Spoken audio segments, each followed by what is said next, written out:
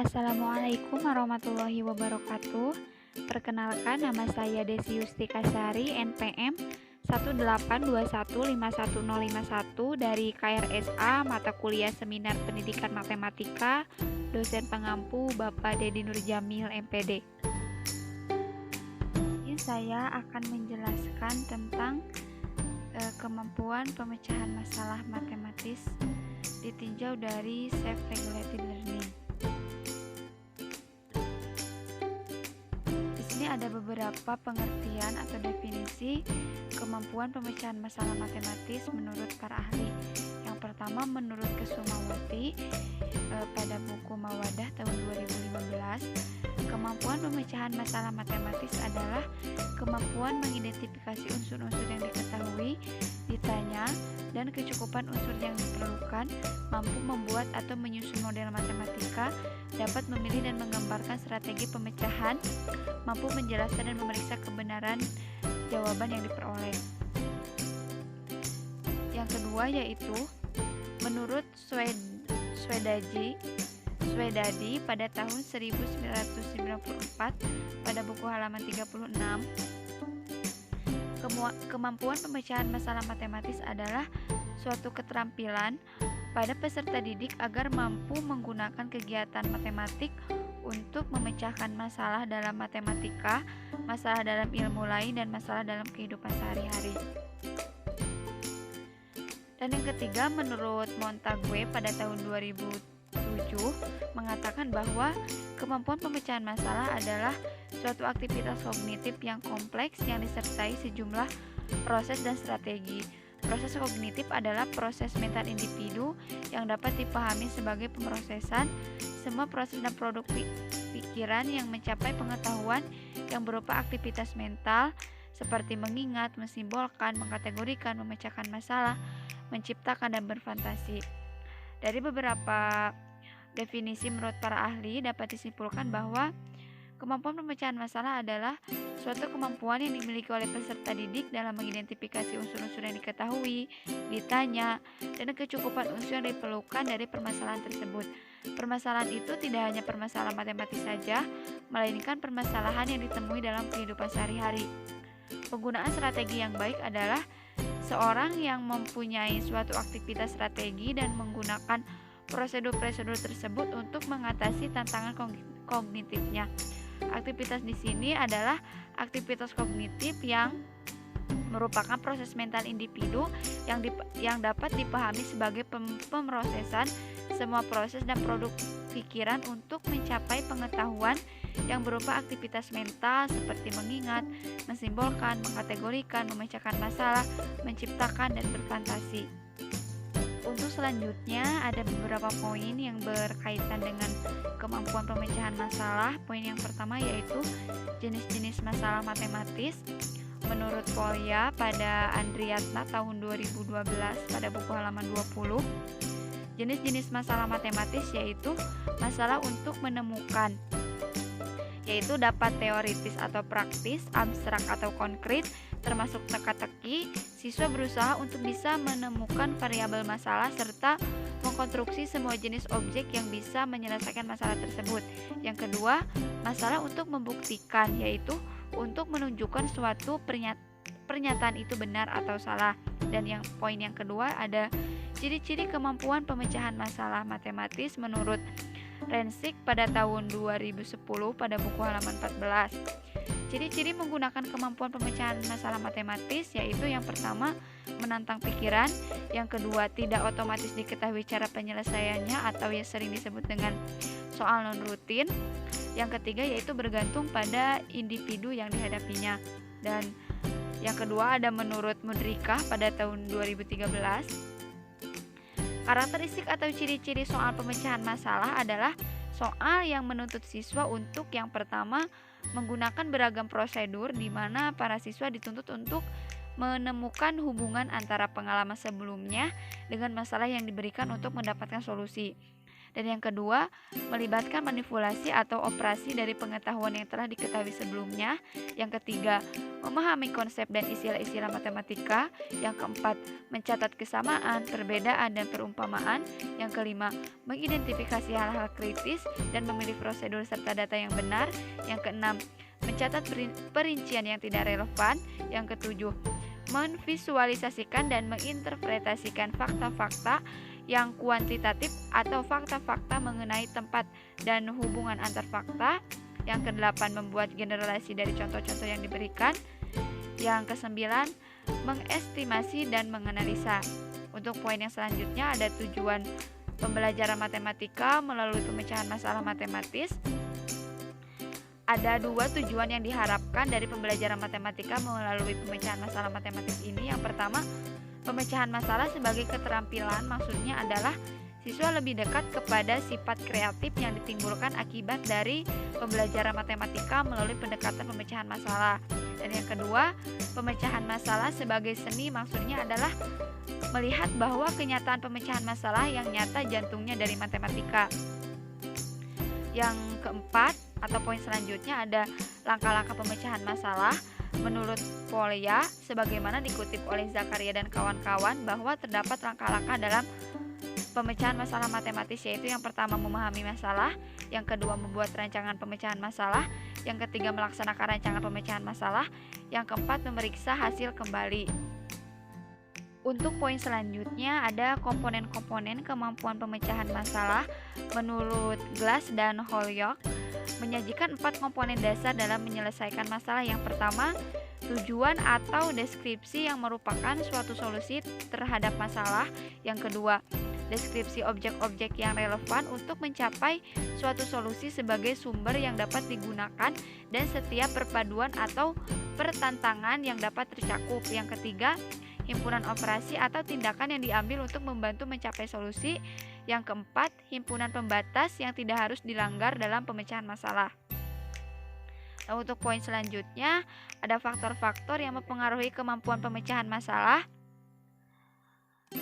Adapun yang mempengaruhi pemecahan masalah matematika, yaitu yang pertama latar belakang pembelajaran matematika, kemampuan siswa dalam membaca, ketekunan atau ketelitian siswa dalam mengerjakan soal matematika, dan yang keempat adalah kemampuan ruang dan faktor umur. Untuk poin selanjutnya ada manfaat kemampuan pemecahan masalah matematika. Ada beberapa manfaat yang dapat diperoleh peserta didik melalui pemecahan masalah, yaitu yang pertama, peserta didik akan belajar bahwa akan ada banyak cara untuk menyelesaikan masalah dalam satu soal dan ada lebih dari satu solusi yang mungkin dari satu soal tersebut. Nah, yang kedua, mengembangkan kemampuan berkomunikasi dan membentuk nilai-nilai sosial kerja kelompok. Yang ketiga, peserta didik berlatih untuk bernalar secara logis. Dan yang poin terakhir ada indikator kemampuan pemecahan masalah. Menurut Sumarno pada buku Riani tahun 2014 halaman 10, yang pertama yaitu mengidentifikasi unsur-unsur yang diketahui yang ditanyakan dan kecukupan unsur yang diperlukan, maksudnya yaitu mencakup unsur yang diketahui ditanyakan dan kecukupan unsur yang diperlukan untuk menyelesaikan soal atau permasalahan tersebut. Dan yang kedua, merumuskan masalah matematika atau menyusun model matematika, yaitu membuat rencana yang dibangun dengan mempertimbangkan struktur masalah dan pertanyaan yang harus dijawab. Yang ketiga, menerapkan strategi untuk menyelesaikan berbagai masalah. Maksudnya dalam proses pembelajaran pemecahan masalah, siswa dikondisikan untuk memiliki pengalaman menetapkan berbagai macam strategi pemecahan masalah. Untuk mencari solusi yang tepat, rencana yang sudah dibuat harus dilaksanakan dengan teliti. Dan yang keempat, menjelaskan atau menginterpretasikan hasil permasalahan asal, yaitu mampu menjelaskan dan memeriksa kebenaran jawaban yang diperoleh, meliputi kemampuan mengidentifikasi kesalahan-kesalahan perhitungan, kesalahan penggunaan rumus, memeriksa kecocokan antara yang telah ditemukan dengan yang ditanyakan, dan dapat menjelaskan kebenaran jawaban tersebut. Dan yang terakhir, yang kelima, yaitu menggunakan matematika secara bermakna. Maksudnya mampu menggunakan hal-hal yang ada atau unsur-unsur yang terdapat pada permasalahan sehingga didapatkan solusi secara bermakna. Untuk selanjutnya yaitu ada silabus. Ini merupakan silabus materi himpunan kelas 7, teman-teman semua bisa lihat.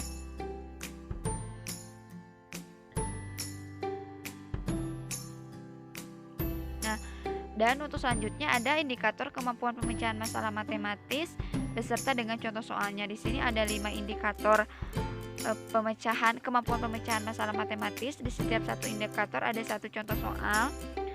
Dapat teman-teman lihat.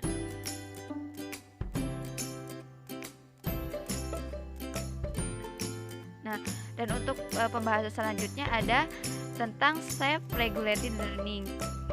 Di sini ada beberapa definisi menurut para ahli tentang self-regulated learning. Yang pertama, menurut Bandura. Bandura mendefinisikan self-regulated learning sebagai suatu keadaan di mana individu yang belajar sebagai pengendali aktivitas belajar sendiri, memonitor motivasi dan tujuan akademik, mengelola sumber daya manusia dan benda, serta menjadi perilaku dalam proses pengambilan keputusan dan pelaksana dalam proses belajar. Dan yang kedua yaitu menurut Zimmerman mendefinisikan bahwa self-regulated learning ini sebagai kemampuan belajar untuk berpartisipasi aktif dalam proses belajarnya, baik secara metakognitif, secara motivasional, dan secara behavioral. Dan yang ketiga yaitu menurut Pintrich dan Jusho bahwa self-regulated learning ini merupakan proses konstruktif aktif ketika menetapkan tujuan belajarnya dan kemudian berusaha untuk memantau, mengatur, dan mengontrol kognisi, motivasi, dan tingkah lakunya agar sesuai dengan tujuan dan kondisi konstekstual dari lingkungannya.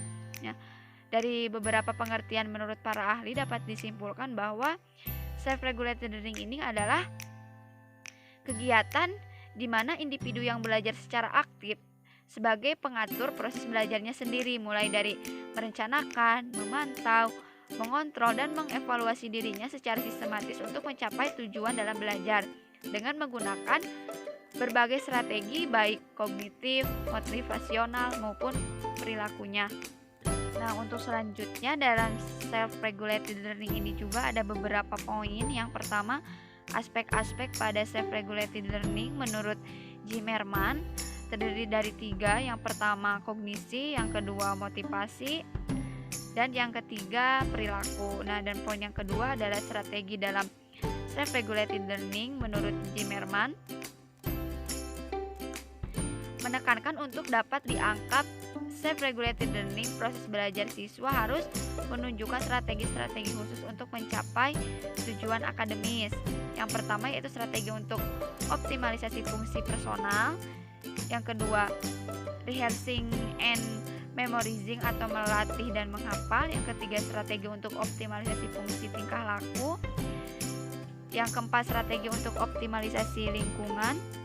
Yang kelima, environmental structuring atau penyusunan lingkungan. Yang keenam, seeking social assistant atau pencarian bantuan sosial. Yang ketujuh adalah reviewing records atau melihat kembali catatan. Nah, jadi ada 7 strategi dalam self-regulated learning ini. Untuk poin selanjutnya ada faktor-faktor yang mempengaruhi self-regulated learning menurut Zimmerman dan Fons. Yang pertama ada faktor individu, yang kedua faktor perilaku, dan yang ketiga ada faktor lingkungan. Nah, untuk selanjutnya ada karakteristik self-regulated learning. Berdasarkan hasil penelitian, karakteristik perbedaan seseorang yang belajar dengan self-regulated learning ini dengan yang tidak adalah yang pertama, mereka familiar dengan mengetahui bagaimana menggunakan suatu seri strategi kognitif seperti repetisi, elaborasi, dan organisasi yang membantu mereka menyelesaikan, mengubah, mengatur, memperluas, dan memperoleh kembali informasi. Yang kedua, mereka mengetahui bagaimana merencanakan, mengontrol, mengatur proses mental mereka terhadap pencapaian tujuan-tujuan personal. Dan yang ketiga, mereka menunjukkan sekumpulan kepercayaan kepercayaan motivasi atau motivational beliefs seperti perasaan akademik, self-efficacy, pemakaian tujuan-tujuan belajar, pengembangan pengembangan emosi positif terhadap tugas-tugas seperti kegembiraan, kepuasan, dan semangat besar. Yang keempat, mereka merencanakan dan mengontrol waktu dan upaya yang digunakan untuk tugas-tugas, dan mereka mengetahui bahwa membuat dan membangun lingkungan belajar yang baik seperti tempat belajar yang cocok dan pencarian bantuan atau help seeking dari guru atau teman sekelas ketika menemui kesulitan. Yang kelima yaitu untuk perluasan konteks yang diberikan, mereka menunjukkan upaya-upaya yang lebih besar untuk ambil bagian dan dalam kontrol dan pengaturan tugas-tugas akademik, suasana dan struktur kelas, desain tugas-tugas kelas, dan organisasi kelompok kerja. Untuk poin selanjutnya yaitu komponen self-regulated learning. Self-regulated learning merupakan kegiatan memonitor dan mengontrol belajar diri pelajar itu sendiri. Pengaturan belajar memiliki beberapa komponen seperti motivasi, kepercayaan asal pelajar, metakognisi, strategi belajar, dan pengetahuan sebelumnya. Nah, untuk poin selanjutnya ada kelebihan dari self-regulated learning. Menurut Rich pada tahun 2013, self-regulated learning memiliki kelebihan sebagai berikut. Yang pertama, siswa dapat mengendalikan proses belajarnya dan dapat mengelola waktu sesuai dengan keinginan siswa. Yang kedua, siswa merasakan sensasi keberhasilan meraih suatu prestasi ketika mereka berhasil menyelesaikan tujuan belajar yang mereka tetapkan sendiri. Selain itu, akan ada kecenderungan bahwa siswa untuk menentukan tujuan belajar yang lebih menantang untuk kedepannya. Dan yang ketiga, self-regulated learning ini bukanlah sebuah proses yang hanya berlaku untuk belajar di sekolah saja, tetapi self-regulated learning ini dapat digunakan oleh siswa sepanjang hidup mereka dalam dunia kerja, kehidupan sosial, dan keluarga. Nah, untuk selanjutnya ada indikator dari self-regulated learning. Ada beberapa indikator, dan yang pertama yaitu inisiatif belajar, yang kedua mendiagnosa kebutuhan belajar, yang ketiga menetapkan tujuan belajar, yang keempat memonitor, mengatur, dan mengontrol belajar, yang kelima memandang kesulitan sebagai tantangan, yang keenam memanfaatkan dan mencari sumber belajar yang relevan, yang ketujuh memilih dan menetapkan strategi belajar, yang kedelapan mengevaluasi proses dan hasil belajar. Nah, untuk yang terakhir ada kesimpulan dari kemampuan pemecahan masalah matematis dengan self-regulated learning.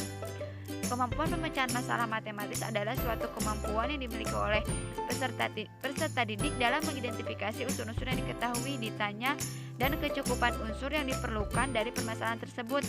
Permasalahan itu tidak hanya permasalahan matematis saja, melainkan permasalahan yang ditemui dalam kehidupan sehari-hari. Penggunaan strategi yang baik adalah seseorang yang mempunyai suatu aktivitas dan menggunakan prosedur-prosedur tersebut untuk mengatasi tantangan kognitifnya.